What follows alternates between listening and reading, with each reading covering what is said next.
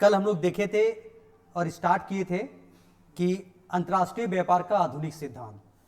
उसको जानने से पहले हमने बताया था कि किस तरह से अंतर्राष्ट्रीय व्यापार क्यों होती है, इस संबंध में प्रतिष्ठित अर्थशास्त्रियों का क्या विचार है, उन सब के बारे में हमने बातें की थी। हमने थोड़ा सा आपको प्रतिष्ठित सिद्धांत में आपका एक ही ध्यान देंगे, एक एडम स्मिथ था, एक एडम स्मिथ और दूसरा रिकार्डो, इन दोनों के बातों को हमने देखा था।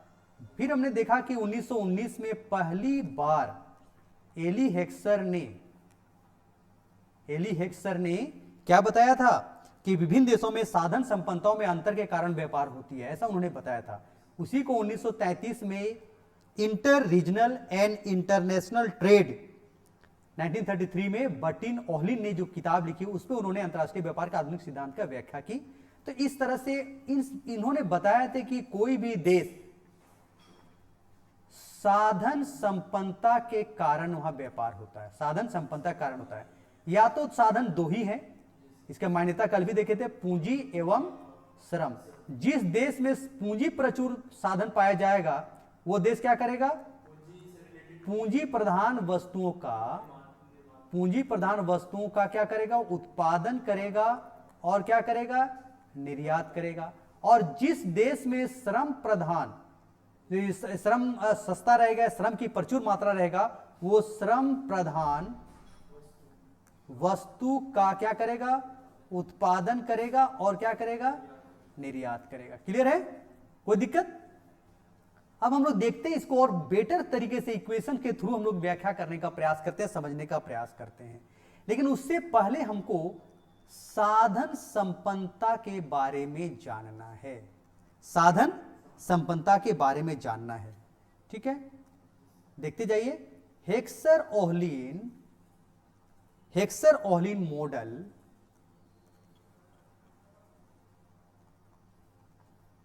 में साधन संपन्नता, हेक्सर ओहलिन मॉडल में साधन संपन्नता या प्रचुरता की धारणा दो अर्थों में लिया गया है, दो अर्थों में लिया गया है। हेक्सर ओहलिन मॉडल में साधन संपन्नता या प्रचुरता की धारणा दो अर्थों में लिया। इस साधन संपन्नता से क्या तात्पर्य लगाया जा रहा है, ये दो तरीके से इसको उन्होंने समझाया है। पहला हम लोग देखते हैं,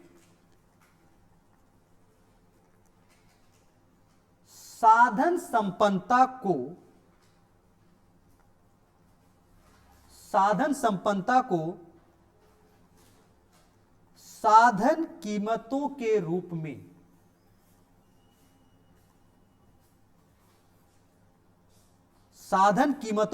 में परिभाषित किया गया है। ध्यान दीजिएगा, साधन संपन्नता को साधन कीमतों के रूप, एक अवधारणा क्या है, दो तरीके से लिया गया है।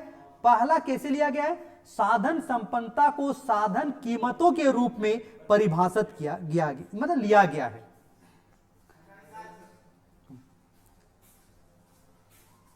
मूल्य मापदंड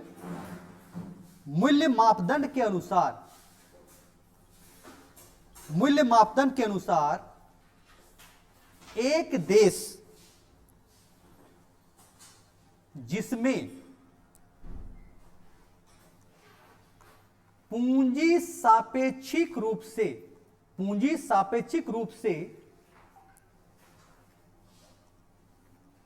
महंगी है, पूंजी सापेक्षिक रूप से सस्ती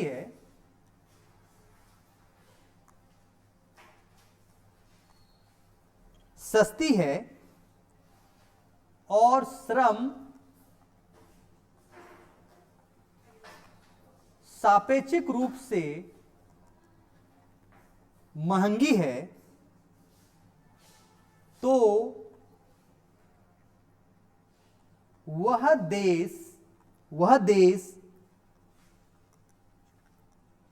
पूंजी प्रचुर देश कहलाएगा। ध्यान दीजिए, साधन संपन्नता को साधन कीमतों के रूप में परिभाषित किया गया है। कोई एक देश जिसमें पूंजी सापेक्षिक रूप से सस्ती है और श्रम सापेक्षिक रूप से महंगी है तो वह देश पूंजी प्रचुर देश कहलाएगा। क्लियर है? क्लियर है ना? यानी पूंजी वहां आसानी से मिल जा रहा है, सस्ते मात्र कीमत मिल रहा है, लेकिन श्रमिक की कीमत बहुत अधिक है, तो पूंजी सापेक्षिक रूप से सस्ता हो गया और श्रम सापेक्षिक रूप से महंगा हो गया, तो वो देश को हम लोग क्या कहेंगे? पूंजी प्रचुर देश कहेंगे। इस देश में ध्यान दीजिएगा, इस देश में भले ही पूंजी और श्रम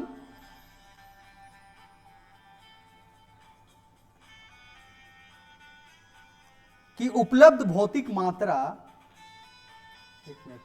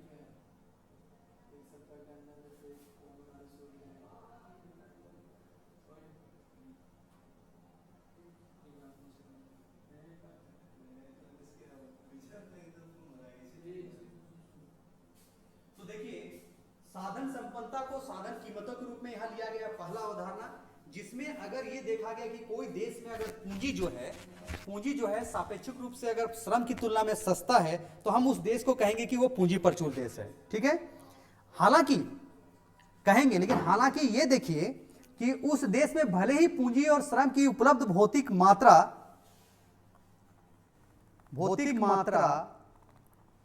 दूसरे देश की तुलना में कितना भी क्यों होना हो। ठीक है, अब यहां देखिए,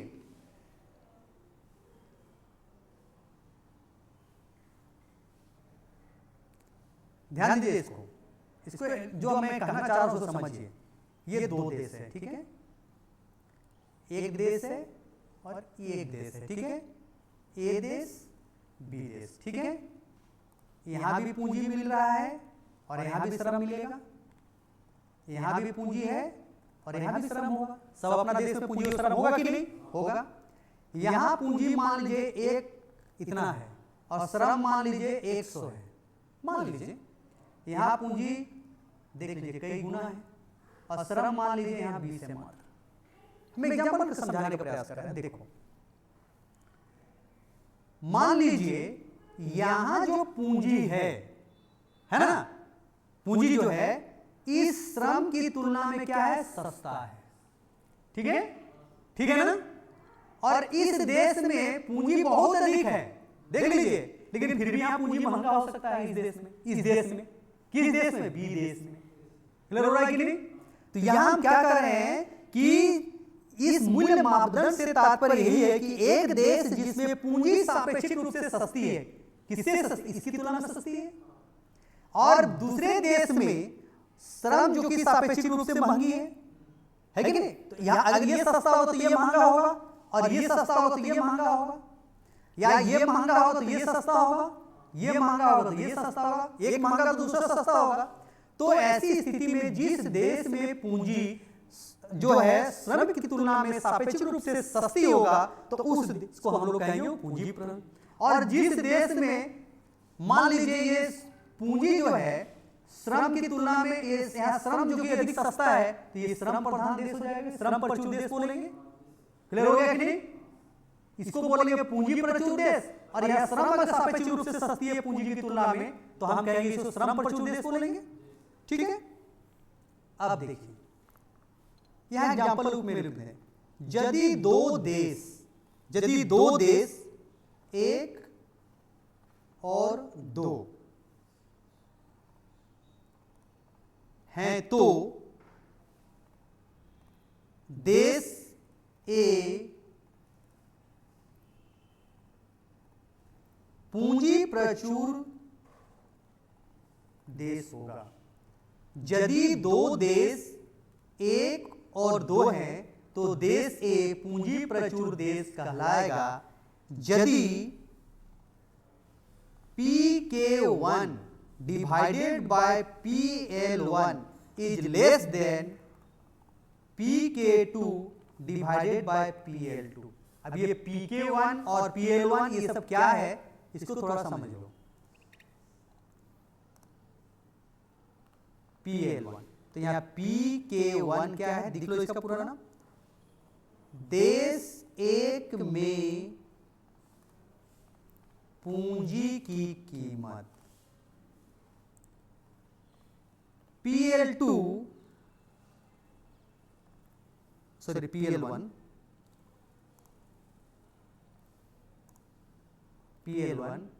देश एक में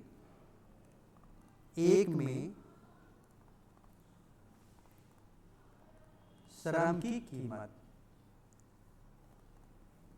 PK2 देश दो में पूंजी की कीमत, और PL2 देश दो में श्रम की कीमत।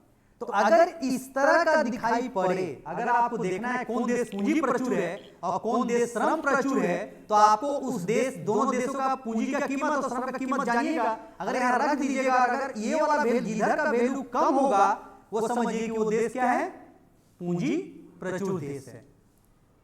यानी ये वाला देश क्या है, श्रम प्रचुर देश है, और वन देश, यहाँ देश वन क्या है, पूंजी प्रचुर हो गया, पूंजी प्रचुर देश, और देश दो जो होगा वो श्रम प्रचुर देश हो जाएगा। क्लियर है? नाउ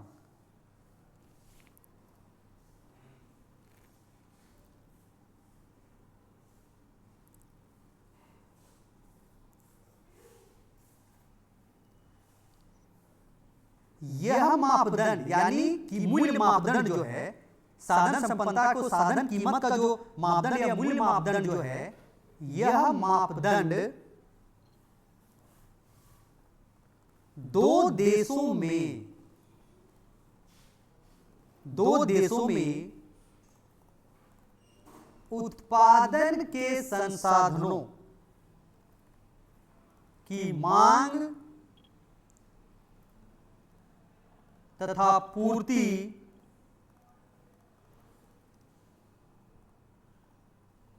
दोनों दशाओं पर विचार करता है। मांग एवं पूर्ति दोनों दशाओं पर विचार करता है। ओहली जो है सापेक्षिक संसाधन संपन्नता के लिए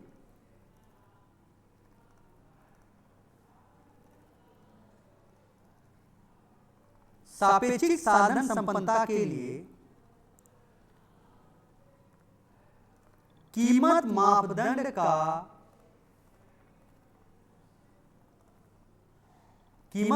का प्रयोग करते हैं,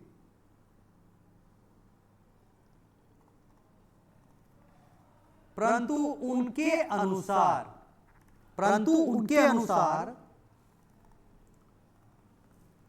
दो देशों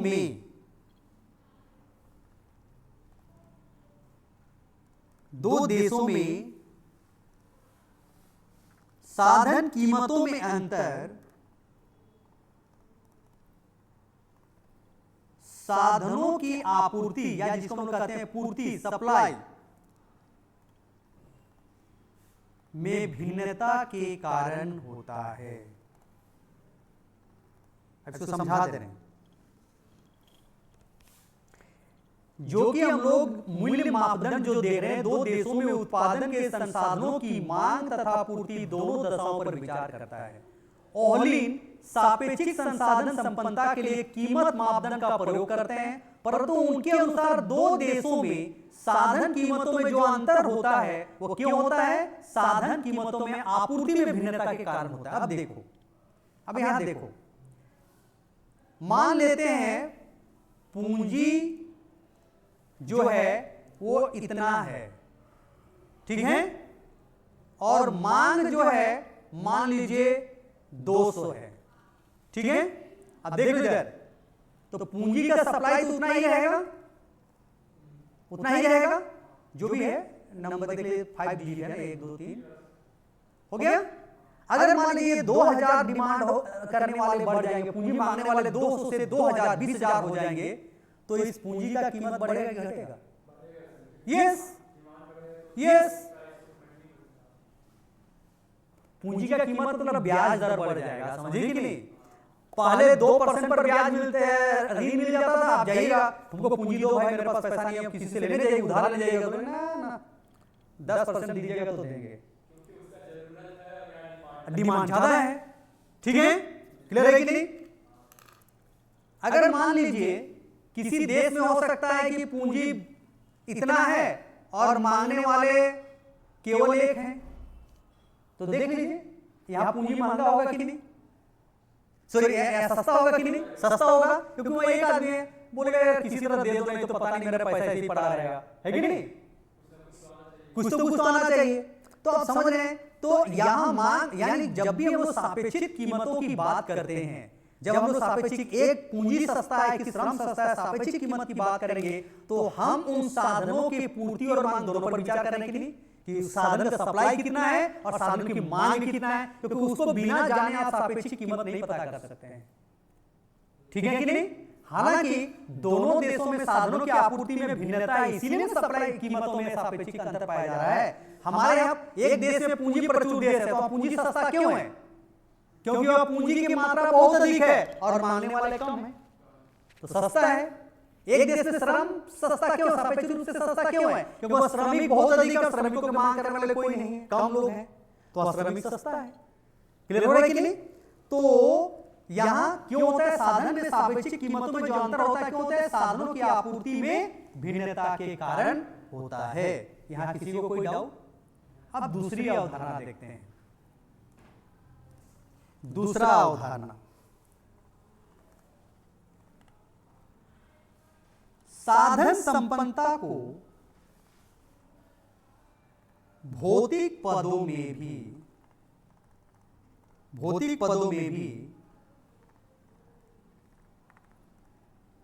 परिभाषित किया जा सकता है। साधन संपन्नता को भौतिक पदों में भी परिभाषित किया जा सकता है। इस मापदंड के आधार पर एक देश, मापदंड के आधार पर एक देश या पैमाना जिसको बोलिए, एक देश सापेक्षिक रूप से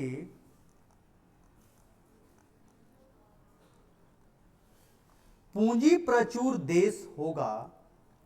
साधन संपन्नता को भौतिक पदों में भी परिभाषित किया जा सकता है। इस मापदंड के आधार पर एक देश सापेक्षिक रूप से पूंजी प्रचुर देश होगा यदि उस देश में पूंजी का अनुपात, यानी मात्रा है ना, पूंजी का अनुपात श्रम से अधिक होगा। अब देखो, देश एक और देश दो, यहां अगर पूंजी की मात्रा इतना है और यहां पूंजी की मात्रा इतना है, तो पूंजी कहां सस्ता मिलेगा? यहां मिलेगा। अब ये 1,10,00,000 जो भी है समझना है समझिए, है ना। वैल्यू को देखिए, है ना, सप्लाई बहुत अधिक है, यहां सप्लाई बहुत कम है, ठीक है। तो यहां क्या होगा, ये पूंजी वहां प्रचुर देश कहलाएगा, जहां मतलब पूंजी का अनुपात या पूंजी की मात्रा दूसरे श्रम से अधिक होगा तो अब पूंजी प्रचुर देश कहलाएगा।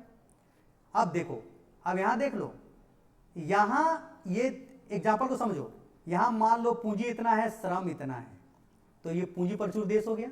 दो देश में ये पूंजी इतना है और श्रमिक इतना है। अब बताओ इस दूसरे देश में कौन प्रचुर देश है, श्रम प्रचुर देश है कि पूंजी प्रचुर देश है? यस, दोनों में पूंजी प्रचुर देश है। यहां भी देखिए, यहां 1,000 श्रम है लेकिन इतना पूंजी है, इसकी तुलना में तो ये पूंजी प्रचुर देश हो गया। यहां क्या है, पूंजी की मात्रा हालांकि इस देश की तुलना में कम है लेकिन श्रम भी तो कम है लेकिन अगर इस श्रम प्रचुर देश होने के लिए यहां क्या होना चाहिए, श्रमिकों की मात्रा इतना होना चाहिए, तब हम इसको कहेंगे श्रम प्रचुर देश, इसको कहेंगे पूंजी प्रचुर देश। हाँ, उससे कंपेयर हमको नहीं देखना है, हमको उस देश में भौतिक स्थिति की बात करना है। इस देश में अगर ये पूंजी है और ये श्रम है तो ये पूंजी प्रचुर देश हो गया। इस देश में अगर ये पूंजी है और ये श्रम की मात्रा है तो ये श्रम प्रचुर देश हो गया। क्लियर है? पहले जो मैं बताया था एग्जांपल, दोनों देशों में पूंजी की मात्रा श्रम की तुलना में अधिक था, इसलिए दोनों में पूंजी प्रचुर देश था, लेकिन फिर भी इसमें पूंजी सस्ता मिलता क्योंकि यह पूंजी की मात्रा बहुत अधिक था इस देश की तुलना में। क्लियर हुआ कि नहीं? ओके, यहां तो कोई दिक्कत नहीं। अनुपात में इसको दिखाएंगे। देश एक पूंजी प्रचुर और देश दो श्रम प्रचुर होगा यदि K1 L1 is less than K2 L2। ये K1 क्या है, देश एक में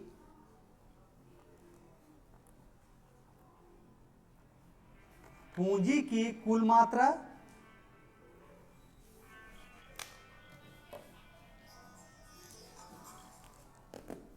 और L2, सॉरी 1 है ना जी, ये 1, देश एक में श्रम की कुल मात्रा, K2 देश दो में पूंजी की कुल मात्रा और L2 देश दो में श्रम की कुल मात्रा। क्लियर है? यहां साधन संपन्नता के लिए किसको लिया है, पूर्ति पक्ष को लिया है, सप्लाई को। और पहले वाला में जब मूल्य मापदंड लिया था तब इसमें क्या लिया था, इस मापदंड में मांग और पूर्ति दोनों को लिया था। मांग और पूर्ति पक्ष दोनों को लेकर साधन कीमतों में सापेक्षिक कीमतों की तुलना करता था। कोई दिक्कत याद है किसी को? नहीं है।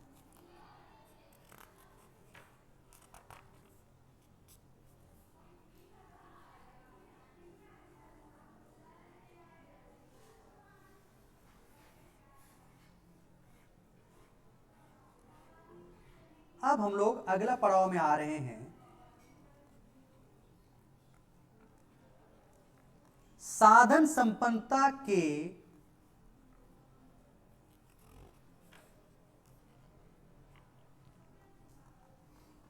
कीमत मापदंड के आधार पर आधुनिक सिद्धांत की व्याख्या। साधन संपन्नता की कीमत मापदंड के आधार पर अंतर्राष्ट्रीय व्यापार के आधुनिक सिद्धांत की हम लोग व्याख्या करने जा रहे हैं। ठीक है, विथ डायग्राम हम लोग व्याख्या करेंगे। ओके, क्लियर है? सब हम रेखा चित्र में समझाते जाएंगे। रेखा चित्र को बहुत अच्छा से फोकस करके आपको देखना है। रेखा चित्र कहां चला गया?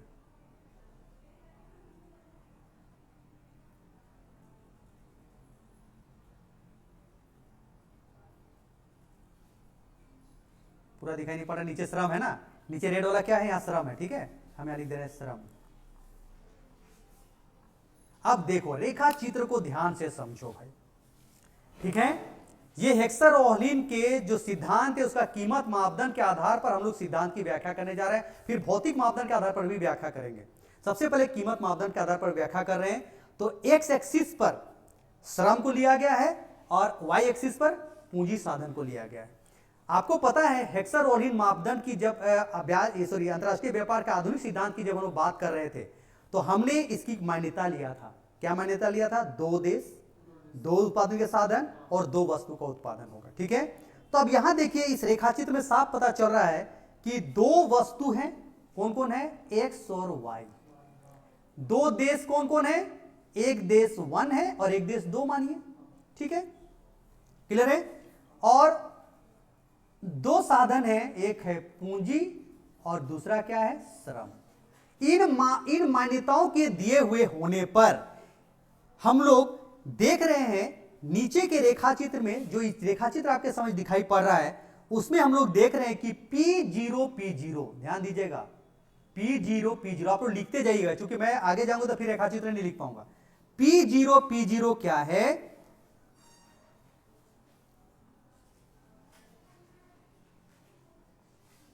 देश एक में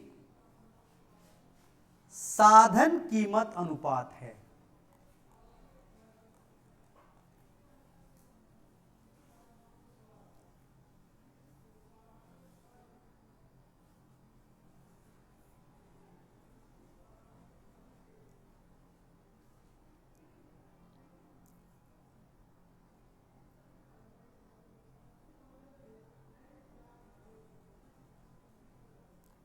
क्लियर है? क्लियर है ना? उसी तरह से P1 भी जो है देश एक में साधन कीमत अनुपात है। हम इसको मिटाते जाएंगे, है ना, मेरा तो मिट जाएगा, आप लोग लिख। तो P1 क्या है? देश एक में साधन कीमत अनुपात है। क्लियर है? ठीक है ना। अब यहां रेखा चित्र की ओर देखो, यहां देखो ये P0 दिखाई पड़ रहा है ब्लैक में। यहां देखो, यहां से लेके यहां तक है ना, यहां देख रहे हो पूंजी की मात्रा अधिक है, श्रम कम है, तो ये पूंजी प्रधान देश हो रहा है, ठीक है। उसी तरह से अगर आप देखिएगा P2 और P3 जो ये दोनों चीज दिखाई पड़ेगी, ये देश 2 में साधन कीमत अनुपात है कि नहीं? है कि नहीं? ये जो मेरा P0 और P1 किस देश का है? एक देश का। और P2 और P3 ये दोनों दूसरे देश का साधन कीमत अनुपात है। इस P0 और P1 को देखने से पता चल रहा है यहां पूंजी की मात्रा अधिक है, साधन श्रम की मात्रा कम है, ठीक है। यानी ये पूंजी प्रचुर देश हो गया। और P2 और P3 को देखिए तो पूंजी की मात्रा कम और श्रम की मात्रा अधिक है कि नहीं? देख लो है कि नहीं? इसका स्लोप को देखने से भी पता चल रहा है। ढाल, जिसकी ढाल अधिक है वो क्या है? पूंजी प्रचुर देश हो गया, क्योंकि पूंजी अधिक है। और ढाल कम है, ढाल में देखो ये ढाल अधिक माना जाएगा, ये ढाल कम ना है जी, इसमें चढ़ना मुश्किल है इसलिए इसका ढलान अधिक है, और इसमें चढ़ना आसान इसलिए ढाल कम है, ठीक है। कोई दिक्कत यहां तक किसी को नहीं। अब देखो, अगर मान लेते हैं कि देश ए में, देश ए मतलब देश यानी 1 देश में, पहला देश में या देश एक में एक्स वस्तु का उत्पादन अगर करना होगा तो उसका देखिए ये इसको बोलते हैं समुत्पाद वक्र। जो है समुत्पाद वक्र एक्स है, एक्स क्या है? एक्स का समुत्पाद वक्र है, सम उत्पाद वक्र है।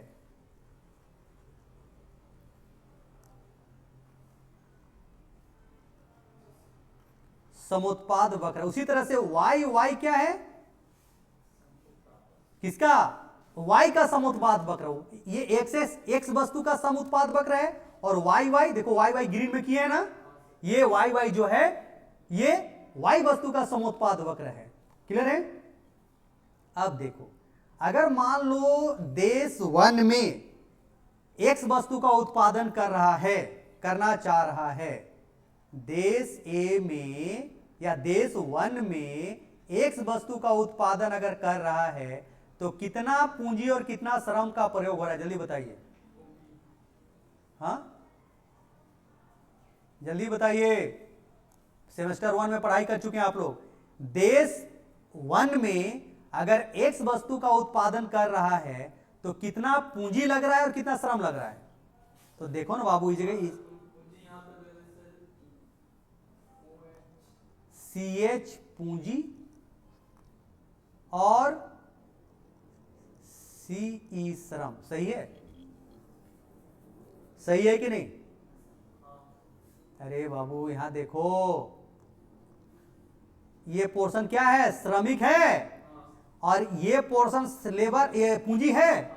तो इतना पूंजी और इतना श्रम लेके एक्स का उत्पादन हो रहा है कि नहीं? अगर देश 1 में वाई वस्तु का उत्पादन अगर हम करना चाह रहे हैं तो कितना पूंजी लगेगा और कितना श्रम लगेगा, जल्दी बताइए।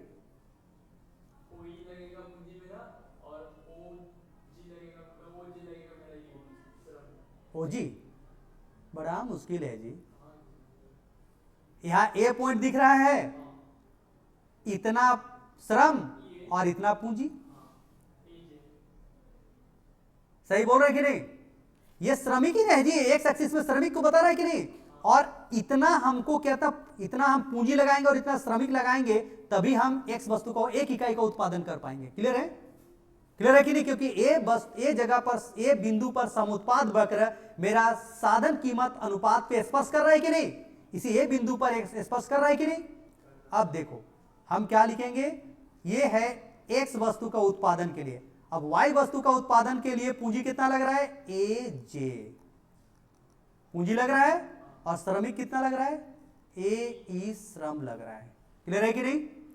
लग रहा है कि नहीं? लगा ना जी? ए ई के बदले में आप लोग सी ए प्लस सी लिख सकते हैं।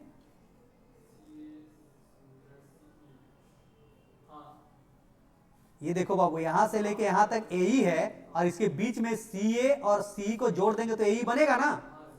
अब एक चीज और देखो, यहां सी एच बराबर ओ ई बराबर ए जे एक ही चीज है कि नहीं?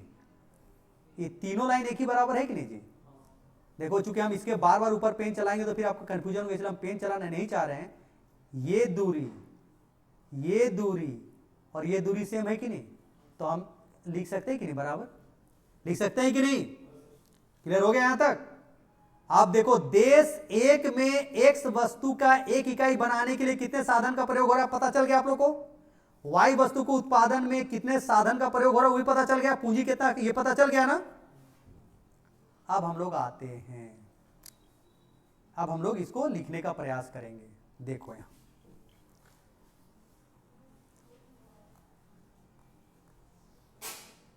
देश 1 में वस्तु X का उत्पादन लागत, वस्तु X का उत्पादन लागत कितना होगा, पूंजी प्लस सी श्रम। लिखा था अभी, देख लो। देखो चूंकि रेखा चित्र को अगर हम बार बार करेंगे तो यह नहीं हो पाएगा। देखो सी एच पूंजी और सी श्रम लिखे हैं, सही बात है कि नहीं? आगे आइए, देश 1 में ही वस्तु Y का उत्पादन लागत कितना बताए थे हम आप लोग को, ए जे पूंजी प्लस ए ई श्रम, बोले थे कि नहीं? ए जे पूंजी के बदले में सी एच पूंजी लिख सकते हैं, इसके बदले में लिख सकते हैं कि नहीं? क्योंकि ए जे बोलो चाहे सी एच बोलो एक ही चीज है कि नहीं? और ए ई श्रमिक के बदले में क्या लिख सकते हैं, सी ए श्रम प्लस सी श्रम लिख सकते हैं कि नहीं? लिख सकते हैं ना। अब सी एच पूंजी इसको आगे ले आइए, प्लस सी ई श्रम प्लस सी ए श्रम, ये जो दोनों को जोड़ने पर ये क्या लिखा रहेगा, वस्तु X का उत्पादन लागत है। है कि नहीं, है कि नहीं? ये वाला पोर्शंस को देखो, यहां देखो, वस्तु एक्स का उत्पादन लागत कितना है, सी एच पूंजी प्लस सी ई श्रम। तो सी एच पूंजी प्लस सी ई श्रम के बदले में वस्तु एक्स का उत्पादन लागत लिख सकते हैं, और सी ए श्रम तो अलग से लग रहा है। अब बताओ देश एक में कौन वस्तु सस्ता है, कौन वस्तु बनाने में कम लग रहा है, कौन वस्तु को बनाने में कम है? दो ही वस्तु है जी, एक्स और वाई वस्तु है। अब बताओ देश एक में कौन वस्तु बनाने में सस्ता लग रहा है, कौन सापेक्षिक रूप से सस्ता है? पक्का ये, क्योंकि वाई बनाने में एक्स को जितना खर्चा करना पड़ रहा है उसके अलावा इतना और एक्स्ट्रा करना पड़ रहा है कि नहीं? इसीलिए देश एक में हम बताएंगे वस्तु एक्स क्या है, सापेक्षता सस्ती है, किसकी तुलना में, वाई की तुलना में। क्लियर हुआ कि नहीं? यस, हुआ कि नहीं?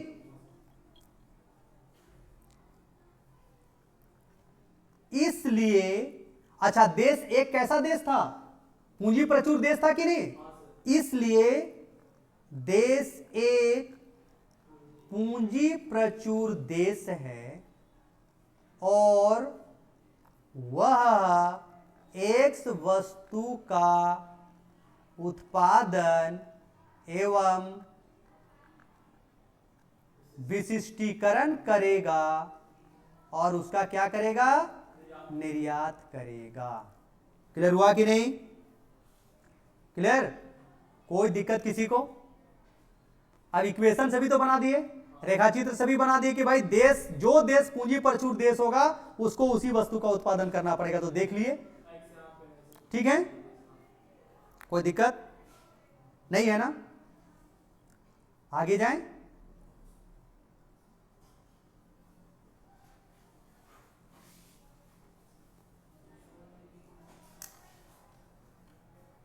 उतारना है उतार लीजिए, जो इक्वेशन है उसको उतार लीजिए, फिर हम लोग आगे जाएंगे।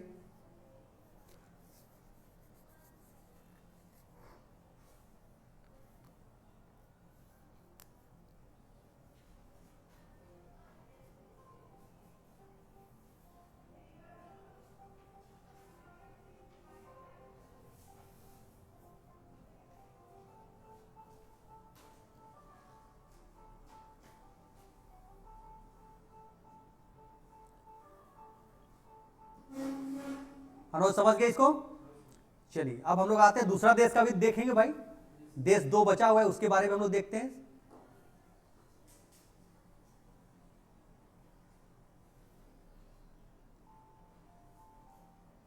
चलिए देश दो में हम लोग आ जाते हैं। चलिए देश दो में, ये देश दो है, उसके लिए P2 P2 और P3 P3 था। अगर देश दो में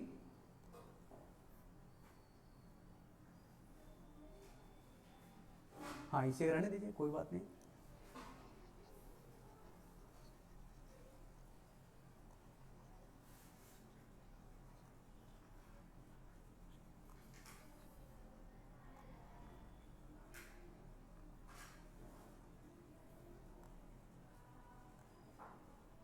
हाँ, देश दो में अगर एक्स वस्तु का उत्पादन करना चाहता है तो एक्स का समुत्पाद वक्र, एक वस्तु का समुत्पाद वक्र एक्स वाला है, ये रेड वाला, और P3 को यहां स्पर्श कर रहा है कि नहीं, यहां उत्पादन करेगा।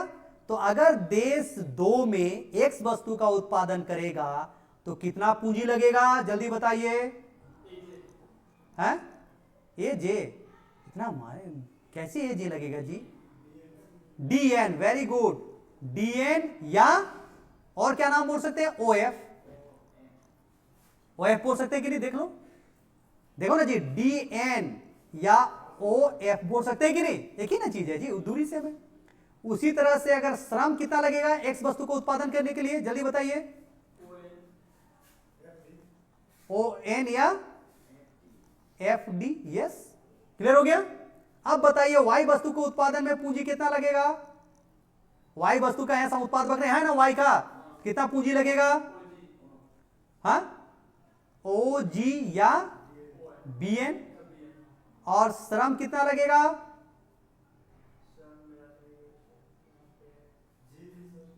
जी बी या ओ एन। क्लियर हुआ कि नहीं? क्लियर? अब आइए, ये याद रहेगा आप लोग को, मैं आगे जा रहा हूं, याद रखिएगा, ये उतार लीजिए, तभी चूंकि वहां इक्वेशन बनाएंगे तो फिर कंफ्यूजन नहीं होगा।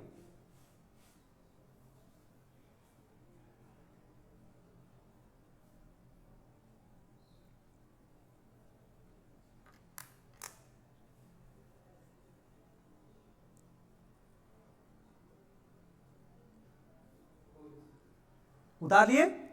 अब देखिए,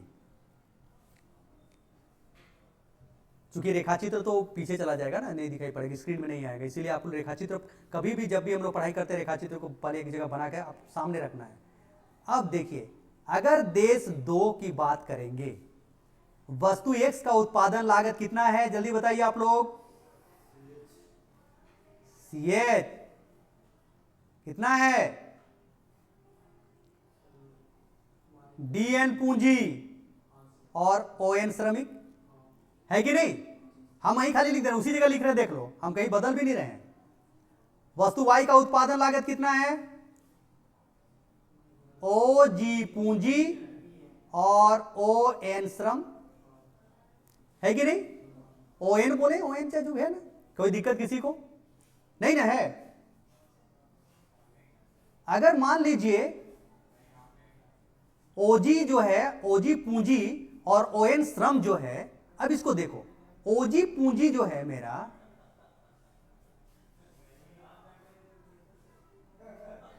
अगर मान लीजिए ये मेरा जो DN जो है, ये DN पूंजी है, ये DN जो कैपिटल है, इसको क्या लिख सकते हैं?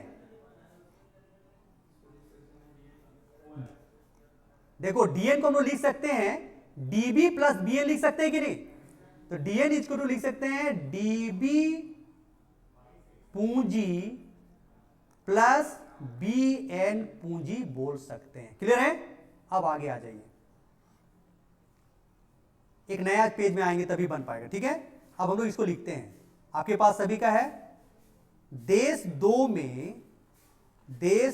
में वस्तु X का उत्पादन लागत, जल्दी बताइए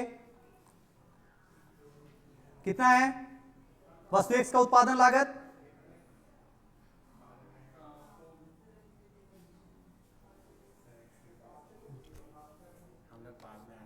हाँ, वस्तु X का उत्पादन लागत कितना है? वस्तु X का उत्पादन लागत, यस, ON पूंजी प्लस, आपके सामने रखा हुआ है बाबू, आप लोग ध्यान नहीं देते हैं। वस्तु X का उत्पादन लागत ON श्रम प्लस ND या आप लोग कंफ्यूजन कर दे रहे हो। चलो यहां लिखते जाओ, मैं जो बोलूंगा लिखते जाओ। वस्तु Y का उत्पादन लागत, सबसे पहले लिखेंगे वस्तु Y का उत्पादन लागत, X का नहीं लिखो, Y का लिखो। वस्तु Y का उत्पादन लागत, वस्तु Y का उत्पादन लागत कितना है? BG श्रम और BN पूंजी,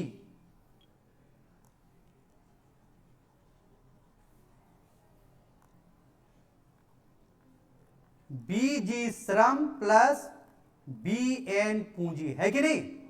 है ना? BG श्रम प्लस BN पूंजी, है कि नहीं? देखो रेखाचित्र में आपके सामने होगा, है ना? चूंकि आपके रेखाचित्र को बना लेना चाहिए था लेकिन नहीं बना पाए। वस्तु X का उत्पादन लागत, वस्तु X का उत्पादन लागत कितना है? DF श्रम प्लस ND पूंजी, ND पूंजी। अब देखो, DF श्रम प्लस ND को बदले में क्या लिख सकते हैं? NB पूंजी प्लस BD पूंजी, लिख सकते हैं कि नहीं? अब देखो, DF के बदले में क्या लिखने के लिए सिखाए थे? BG श्रम हो सकता है, हो सकता है ना BG श्रम? प्लस इस बी एन को हम लोग बी एन बी लिखे तो उसको बी एन पूंजी लिख देते हैं, मतलब आगे पीछे हो गया था, तो प्लस बी डी पूंजी। इतना के बदले में क्या लिख सकते हैं, वस्तु वाई का उत्पादन लागत लिख सकते हैं कि नहीं। अब मुझे बताइए देश 2 में किस वस्तु का उत्पादन लागत कम है, किस वस्तु का उत्पादन लागत कम है, एक्स या वाई, किसका उत्पादन लागत कम है, सापेक्षीय कौन सस्ता है, बनाने में कौन सस्ता है। अरे यार वस्तु पूछ रहे तो श्रम कहां से आएगा, दो ही वस्तु है, वस्तु एक्स और वस्तु वाई, तो वस्तु एक्स सस्ता है कि वस्तु वाई सस्ता है, क्यों सस्ता है वस्तु वाई, क्या यार श्रम अधिक है, क्या वहां, यहां देखो ना क्या श्रम है। मान लो इसको ये 100 रुपया और ये 10 रुपया, कितना लग रहा है वस्तु वाई को बनाने में, देश 2 में वस्तु वाई को बनाने में कितना पैसा लग रहा है, 100 प्लस 10 नहीं जोड़ोगे जी, 110 लगा ना। अब यहां देखो वस्तु एक्स के बनाने में कितना खर्चा होगा, कितना खर्चा होगा अनुज बताइए आप। देश 2 में वस्तु एक्स को बनाने का लागत कितना आएगा, रुपीस के टर्म में बताना है, बता दिया, रेखाचित्र यहां दिखाई पड़ रहा है कि वस्तु वाई को बनाने का बीडी श्रम को कितना रुपया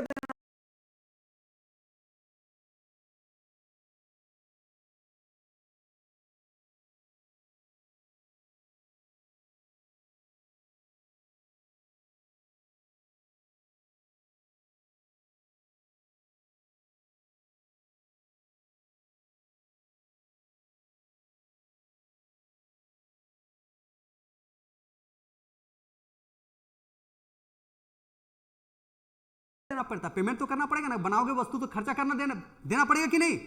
कितना रुपया देते हो, समझाने के लिए 100 रुपया न्यूमेरिकल समझाने के लिए दिए हैं, और पूंजी को कितना रुपया देते हो, टोटल कितना हुआ। तो हम पूछेंगे वस्तु वाई का उत्पादन लागत देश 2 में कितना है, कितना है 110, क्लियर हो गया। अब आप लोग मुझे बताइए वस्तु एक्स का उत्पादन लागत देश 2 में कितना होगा, बताइए।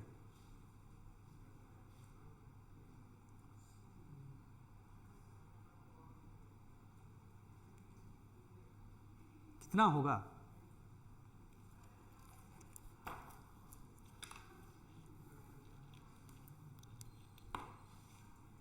कितना होगा,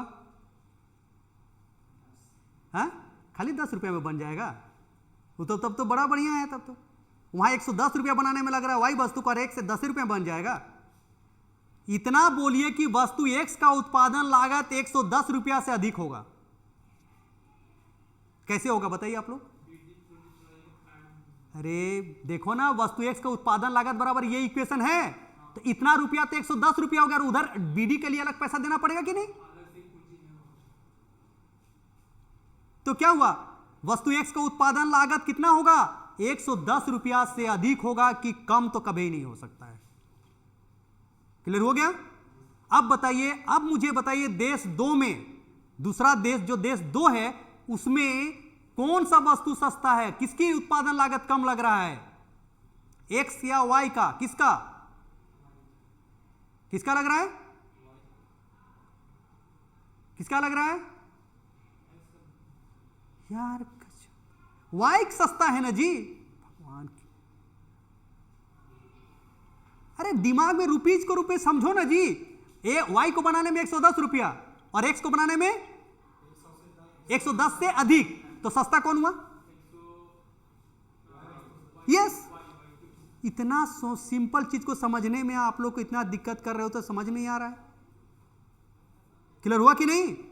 यानी देश 2 में वाई वस्तु को बनाने में कम उत्पादन लागत लग रहा है, यानी देश बी जो है या देश 2 जो है वो श्रम प्रधान है कि नहीं, श्रम प्रचुर मात्रा में है वहां, और इसीलिए वो क्या बनाएगा, वाई वस्तु जो है उसके उत्पादन को करेगा, उस पर विशिष्टीकरण करेगा और उसको निर्यात करने का प्रयास करेगा। तो देश 1 किसका कर रहा था, एक्स वस्तु का, और देश वाई किसका करे, देश 2 किसका करेगा, वाई वस्तु का। क्लियर हुआ कि नहीं। क्योंकि वहां श्रम सस्ता है, यहां वहां पूंजी सस्ता था। क्लियर हो गया, कोई डाउट यहां तक किसी को। इस प्रकार साधन संपन्नता को साधन कीमतों के रूप में परिभाषित करने पर हेक्सर ओलिन प्रमेय को सिद्ध किया जा सकता है। सिद्ध किए कि नहीं? वो यही ना कहते हैं कि जो देश जिस साधन पर प्रचुर रहेगा, जिस देश में वो सस्ता रहेगा सापेक्षिक रूप से, उस देश को उसी वस्तु का, उससे संबंधित वस्तु का उत्पादन करना चाहिए।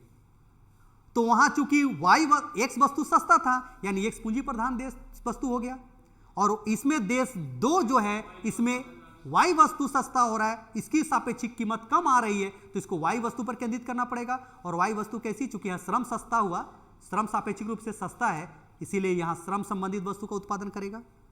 क्लियर है कि नहीं? तो हेक्सर ओलिन ने जो बातें कही थी उसको हम लोग इक्वेशन से और रेखा चित्र से भी प्रूफ किए कि नहीं? किए कि नहीं? तो ये रेखा चित्र को बाबू बढ़िया से बनाओगे एग्जाम में। इसको बनाना तो बहुत अच्छा है, नहीं तो इसको रेखाचित्र नहीं बनाओगे तो लिख भी नहीं पाओगे। अब बताओ हम लोग कितने इकोनॉमिक्स में कम लिखते हैं, केवल रेखाचित्र से बात करते, इक्वेशन से बात करते, क्लियर करते हैं। कल हम लोग देखेंगे भौतिक साधन संपन्नता को भौतिक मापदंड के आधार पर व्याख्या करने का प्रयास करेंगे। किसके आधार पर? अभी आप कीमत मापदंड पर व्याख्या किए, कल हम लोग भौतिक मापदंड के आधार पर व्याख्या करने का प्रयास करेंगे। क्लियर? कोई डाउट किसी को?